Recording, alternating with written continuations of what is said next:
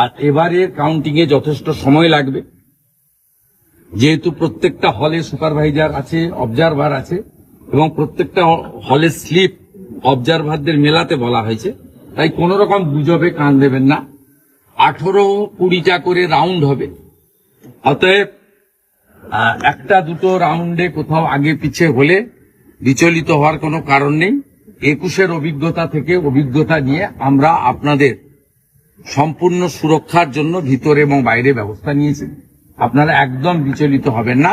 60 দিন কেন্দ্রীয় নিরাপত্তা বাহিনী পশ্চিমবঙ্গে থাকবে এবং আমরা ভীষণ সতর্ক আছি।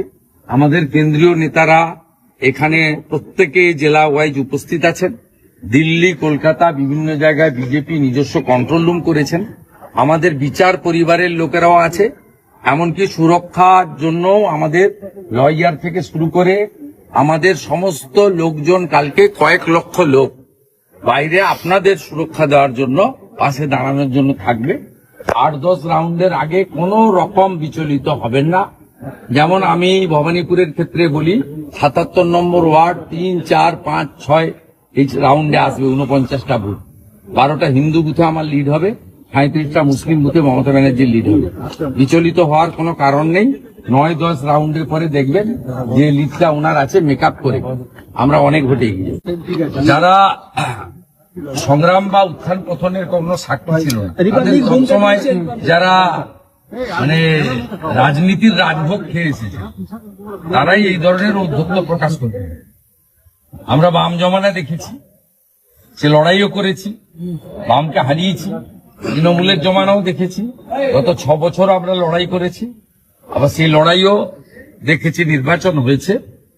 এখন ইলেকশন কমিশনকে, গণনা কর্মীদেরকে সহযোগিতা করা উচিত। তা না করে এই ধরনের উস্কানিমূলক, ঔদ্ধত্যপূর্ণ, সংবিধান এবং দেশকে আক্রমণ করে কথাবার্তা দেশের মধ্য থেকে, এটা আমাদের দেশ বলেই হয়তো সম্ভব হচ্ছে। এটা অন্য কোনো দেশে এই ধরনের কথাবার্তা বললে ওই দেশের আর্মি বা সরকার মানে অন্য ব্যবস্থা নিতে প্রশাসন। এখানে ভারতবর্ষ একটু উদার নীতিতে চলে।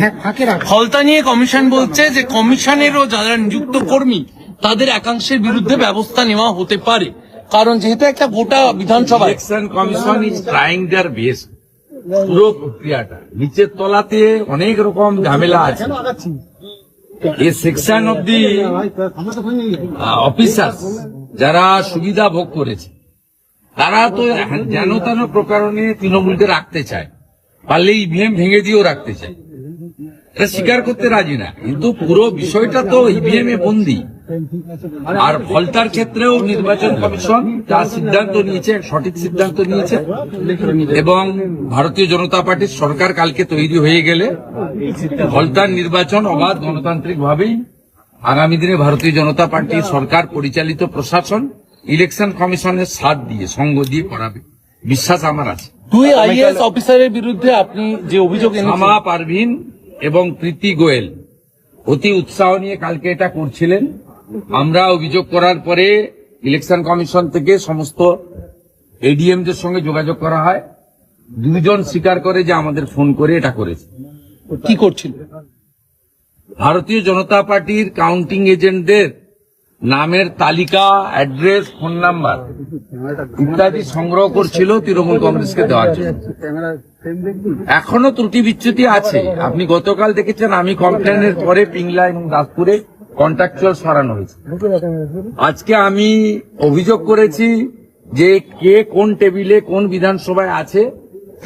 আমাদের সিডিপিও যারা আইসিডিএস এর অফিসার, তাদের গ্রুপে পোস্ট হচ্ছে, এটা তো অনৈতিক। এক্ষুনি আমি ইলেকশন কমিশনকে পাঠালাম, এসডিও তুফানগঞ্জ, তারা কন্ট্রাকচুয়ালদেরকে ডেকেছে সকালবেলা ডিউটি করার জন্য। কত আটকাবেন আপনি, কত আটকাবেন? এদের তো একটা শ্রেণীর লোক, এরা এইসব কাণ্ড কারখানা করে চলেছে। ন্যাচারালি এদেরকে আটকানোর জন্য আমাদেরকে লড়াই করতে হচ্ছে পদে পদে। আমি আর নামগুলো বলে দিচ্ছি। তুফানগঞ্জের এসডিও করেছি।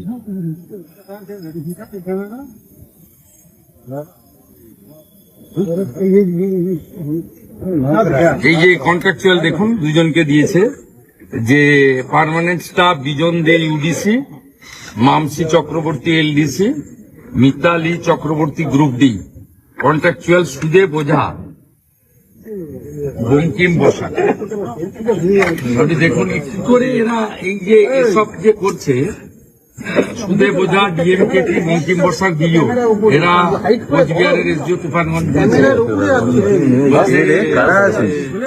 It has come to notice the undersigned that the following few staff, permanent and contractual of this office, are found to irregular in performing their duty. যে কাল সকালে আসে কন্ট্রাকচুয়ালদের দায় কি? প্রতি মুহূর্তে এই জিনিস এরা করে যাচ্ছে। তারপরেও আমরা বলি, আমরা মানুষের জনাদেশ বা আশীর্বাদ বলুন, হিন্দি বলুন।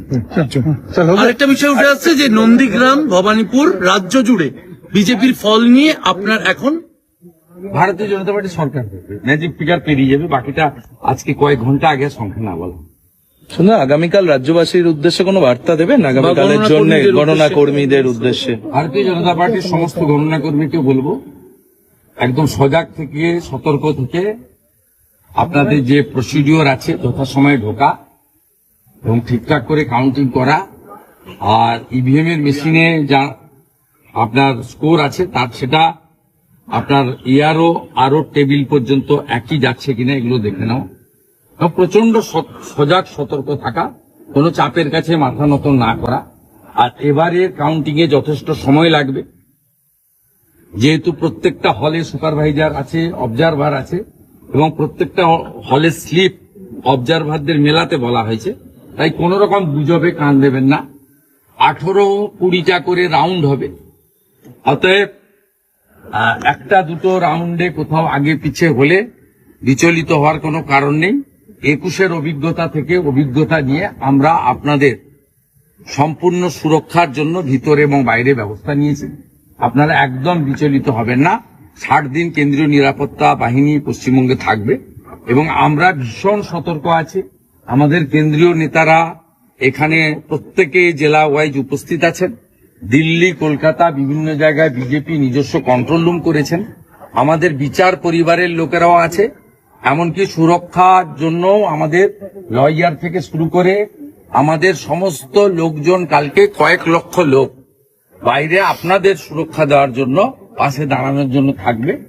8-10 রাউন্ডের আগে কোনো রকম বিচলিত হবেন না। যেমন আমি ভবানীপুরের ক্ষেত্রে বলি, 77 নম্বর ওয়ার্ড 3, 4, 5, 6 এই রাউন্ডে আসবে 49টা বুথ। 12টা হিন্দু বুথে আমার লিড হবে, 35টা মুসলিম বুথে মমতা ব্যানার্জির লিড হবে। বিচলিত হওয়ার কোনো কারণ নেই। 9-10 রাউন্ডের পরে দেখবেন যে লিডটা ওনার আছে মেকআপ করে আমরা অনেক ভোটে এগিয়ে যাবো।